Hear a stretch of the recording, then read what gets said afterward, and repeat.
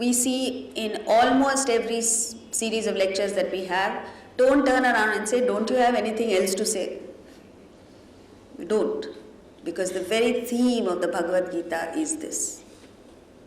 What is happiness? You and I believe happiness lies in mere fulfillment of desires. Right? And that's how we're going about it. What is true happiness? The Gita gives a fabulous quotient. And if you forget anything else that we've discussed in these 6 days, please don't forget this. Not because the Gita says it, because it is very important to your life, because it talks about your happiness. What is it? Happiness equals number of desires fulfilled divided by number of desires entertained. Right? Now, if you want to increase your happiness, what must you do? Increase the numerator or reduce the denominator. What are we doing? We are trying to increase the numerator. And many of us have succeeded in increasing the numerator. But the problem is, in spite of the increase in the numerator, the happiness does not increase. And certainly not commensurate with the increase in the numerator. Have you not experienced that? Why is this? Because without your realizing it, the denominator also increases. You know, Indians who leave India and go abroad and live, when they leave, their demands are few. Because they've come from a background where they feel, oh, if I get this much, I'll be happy. And they go outside and they get much more than what they've expected. And their desires get fulfilled. The numerator increases. Temporarily they get happy. But before they know it, they suddenly realize that, oh, there are so many more things to aspire for. You know, in the olden days, means 15, 20 years ago, our concept of happiness in India was either a Fiat or an ambassador car. Isn't it? We didn't know of anything else. And suddenly you go outside India and you realize, oh, there is a whole lot more than just a Fiat and an ambassador. So then you start climbing up that ladder. What happens is the denominator increases at a faster pace than the numerator. And that's how we've all got stuck. And now with globalization, what's happened? We are also in the same boat. Ambassadors and Fiats have gone. We are not feeling sad that they've gone. But the point is that our desires are increasing, outstripping our resources to such an extent that you and I are caught on a non-stop treadmill, having to run faster and faster for joys that mean less and less. So at the end of the day, you run and work and get things and objects of the world, and at the end of the day, you feel cheated because your happiness is either the same or has actually diminished. So therefore, the spirit of yajna is what we have to get into, selfless activity. How do we start? Why must we drop the fruit? This is what you need to understand. Because you and I are so obsessed with the fruit of action that we're not convinced. We feel insecure at dropping the fruit. You know, the other day someone in the US told me, we are working from paycheck to paycheck. So, in other words, the whole month you're working only for the fruit of the action, which is the paycheck. And the moment you get the paycheck, that's not the end of it. You're working for the next paycheck. It's exactly like a donkey who has a carrot dangling before him. The carrot is fixed at a definite distance from him, from the donkey. And the donkey runs and runs and runs the whole day. The donkey never realizes that the carrot will never come to him. You and I are like that donkey that's chasing the carrot. Friends, we must understand that carrots carrot and the stick are meant for donkeys, not for human beings. So for heaven's sake, get out of this concept of working for a carrot. You might say, no, I don't like carrots. No, carrot means fruit. Fruit of action. As long as you're running after this fruit of action, the fruit will never come to you. The day you drop the fruit and say, let me focus on the action, let me get fulfillment from the action, let me get my happiness from the present moment, without depending upon what there is in it for me in the future, that moment you've captured happiness. And then you will be happy irrespective of what happens after that. What a fabulous state to be in, where you do what you have to do. You are not dependent on what the world has to offer, because the fruit depends on many, many other factors, all of which are beyond your control. You work hard, the fruit depends on whether other people share your views or not, whether other people work or not. It depends on the monsoons, it depends on the government, it depends on who's going to be chief minister or not. It depends on so many other things. It depends on whether there's a strike or not. Why worry about that? You do what you have to do. And that's it. That is fulfillment. That is bliss. With this, we move on now to verse 7. Jitatmana prashantasya paramatma samahitaha shitoshna sukha dukkheshu tatha manapamanayoh. Yesterday he described a yogi and a sannyasi, the spiritual initiate and a person who is well on his way to realization. In these 3 verses, 7, 8 and 9, he describes a jnani, who is a perfect individual, who is a person who's reached that state of enlightenment. And he puts it across in terms that we understand, which is an impossible task. It's impossible for us to understand that, and yet he puts it across brilliantly. In this verse, he speaks about the state of realization with reference to internal subjective changes.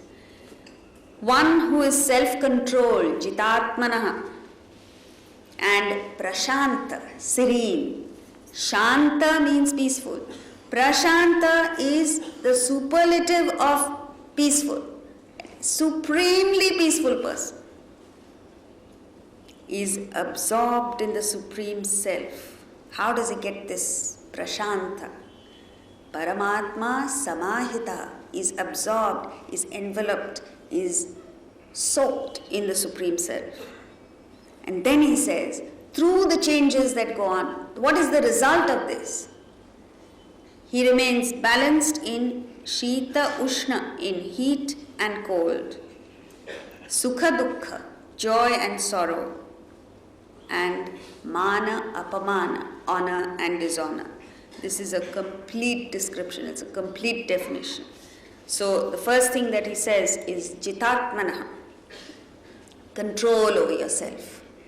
Unless you exercise intellectual governance over the activities of the body and the mind, you're not going to get anywhere. He's said this yesterday, and again today he says it.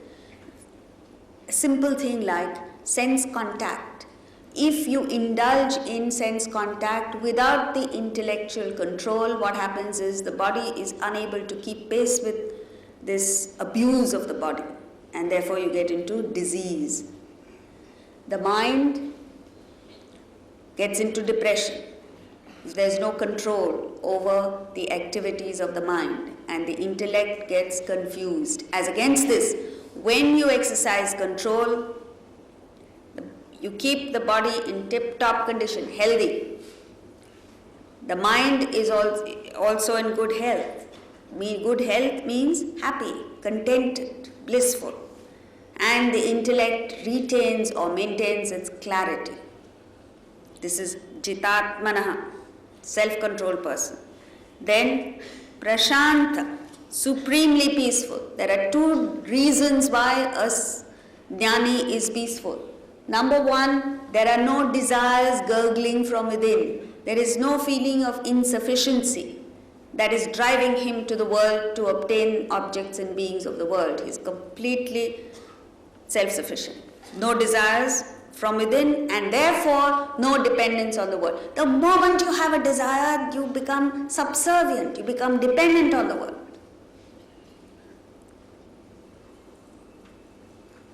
Absence of desire puts you on that pedestal where you're all powerful because you have zero dependence on the world. Prashanta. And then Paramatma Samahitaha.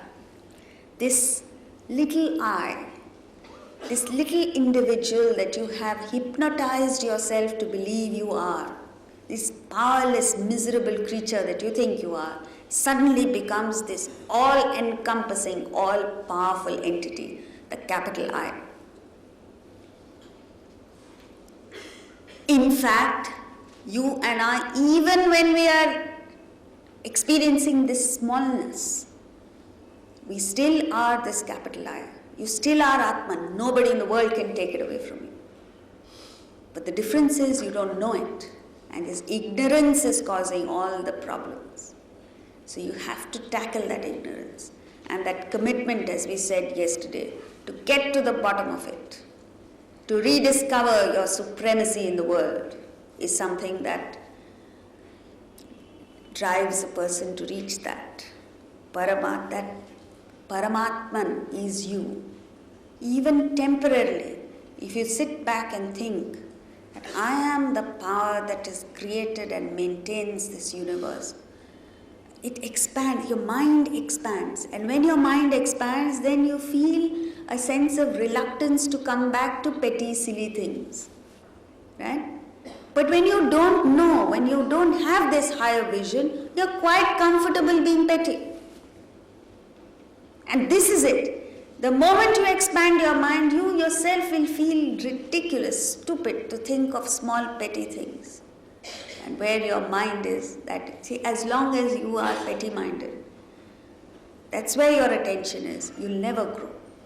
It's like an eagle which soars high in the air, but its attention is on what's happening on the ground. That's what we all are. We are the privileged class of this country. We are the elite of society. And what are we doing? Focusing on all petty, inconsequential, silly things of life. Expand your thinking. You and I have got educated. We have had the best that this country has to offer, the best that the world has to offer, not to end up in this petty, silly thinking. At least because of that, think in terms of the higher. Think in terms of, okay, what can I contribute? Think in terms of working out of this sense of abundance rather than deficiency. So many things we've been blessed with, and all you can think of is one little inconsequential thing that you don't have. If only you think of abundance and you operate out of that abundance, what a difference it will make to your life. So, Paramatma Samahita. And what is the result of this? You will be free from the dvandvas, the opposites, pairs of opposites in the world. You'll get to the state of dvandvatita. That's why he says, you will be free from heat and cold, sukha dukkha, joy and sorrow, honor and dishonor. The moment when it gets hot, look at it another way. It's amazing that the same individual, you, who's complaining of the heat and the humidity outside, will pay for a sauna. Right? When you get it free, why don't you enjoy it? Enjoy the heat. When it's cold, enjoy the cold. Particularly in our country, it comes to you very rarely. Sukha, dukkha, joy and sorrow. It's this combination that gives excitement in life. If you were to have only joy in life, you'd lose value for the joy.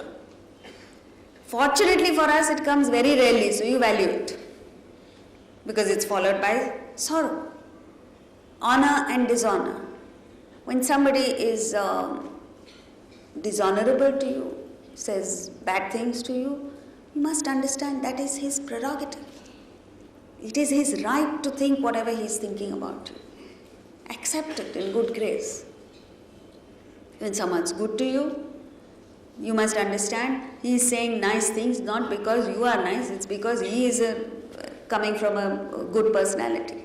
So don't unnecessarily get elated for nothing. So once you understand, make a correct assessment of what the world has to offer, you learn to enjoy these ups and downs. And this is what is called, the Navratri that has just got over. You have this, what's it called? Ras Leela. That Leela, this playfulness in the world, comes from understanding that the world is a mixture of ups and downs, is a mixture of joy and sorrow. And you learn this art of enjoying the dvandvas. That's when you get beyond the dvandvas, dvandvatita.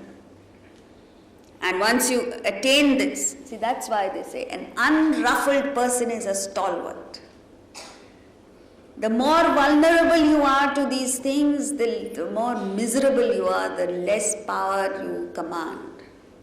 The moment you get unaffected by it, automatically the environment, the world leaves you alone because they understand you're not vulnerable.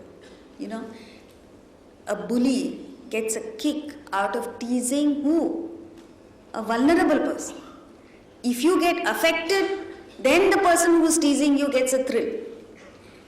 If you're above it and you don't get teased, then the person who's teasing it, you're robbing him of his joy. So what will he do? He leaves you alone, goes to another person who's vulnerable. That's what the world does. If you remain unruffled and you call the world's bluff, the world leaves you alone. Because there are enough people in the world who get affected. Verse 8. Jnana vijnana truptatma kutastho vijitendriyaha yukta ityuchyate yogi samaloštashma kanchanaha. That yogi is said to have realized who fulfilled through knowledge and wisdom. Jnana vijnana trupta. Kutastha is steadfast. Vijitendriyaha has subdued the senses and is equal to sama, earth, stone and gold. So in this verse, he is describing a jnani with reference to objective changes in the world, earth, stone, gold, etc. The first thing he says is jnana vijnana truptaha, a person who is fulfilled through knowledge and wisdom. This is the key here. It's not enough just to have the knowledge. An average Indian has enough knowledge of Vedanta to get by in life. But the problem is we don't have vijnana. We don't have the wisdom. What is the difference? Difference is in application, in implementation, in living it. It's no use speaking about it. It's no use knowing it. It's no use saying, oh, I've heard it before. Live it. As they say, an ounce of practice is superior to tons of theory. So, a jnani is one who has taken the knowledge, the tuition, but has converted it into wisdom and has developed this intuition. What's the difference? When you take in the knowledge, reflect over it. Think about it. Contemplate on it. Until it becomes an inseparable entity. You become one with it. Just as when you eat food, the eating of the food doesn't make you a healthy person. When that food is broken down, digested, absorbed into your system and becomes an inseparable part of you, then you become healthier for it. So the knowledge that you take in, it's not enough to say, oh, at the end of this series, you say, oh, I know chapter 6 of the Gita. No, you really don't know it. You know the words. You have the letter, but you don't have the spirit. Jnana, vijnana, trupta. The difference between knowledge and wisdom is like a pickle that has just been put together. All the ingredients are there. Right? But can you eat it? No. You have to wait at least, I don't know, for a couple of months before that pickle, the same ingredients, matures into a delicious pickle, right? This is the difference between knowledge and wisdom. Another example is that of wine. Raw wine tastes like, I don't know what, but the same wine matured is what everybody appreciates. This is the difference. A person with knowledge is people run away from because, oh, this guy will start lecturing now. But a wise person is one who speaks less, lives more. Jnana vijnana trupta kutastha. Kuta means anvil. Anvil is the unchanging, immovable part of a potter's equipment. It only rotates, and on this changeless entity come various forms and shapes. So also in the world, there is within us something which never changes, which never leaves you, which is always with you. Steady, steadfast. And it is this that we're looking for. When you buy insurance, when you look for security, when you stash away wealth because you want to be secure, what are you trying to get? You're trying to remain steadfast. You're looking for something that will stand by you. Isn't that true? But you don't understand that these things of the world will never stand by you. They'll come only to go. If only you were to understand that within the core of your being, you're carrying something that will stay with you permanently, will never leave you. Then you'll remain supremely secure whether you have anything in the world or not. This is kutastha. A jnani is one who has established himself in the Atman and therefore doesn't ever feel insecure. Then vijitendriyaha. Contact the sense object in such a way that you are in command over the relationship at all times. That is vijitendriya. Vijitendriya is not a person who doesn't do anything, has no contact with the world. And when you do all this, you get to a state where you are samam. Samam to earth, stone and gold. Krishna has taken objects from the world which are, number one, the first, earth is in abundance and therefore you have no value for it. The least valuable. Stone has some value. Gold, very valuable. So he's taken these three to symbolize various objects of the world, whatever it is that you have value for. And you've reached a state where you have equal vision, samam. In other words, earth is as valuable as gold. Now you will say, how can I get to that state? How can I get to a state where 10 grams of mitti is equal to 10 grams of gold? This is not what he's saying. Get back to an experience where you have the same sense of samam. And then you'll understand. As adults today, you have this samadarshina, as they call it, samam, the attitude of samam towards toys. Can you not say that?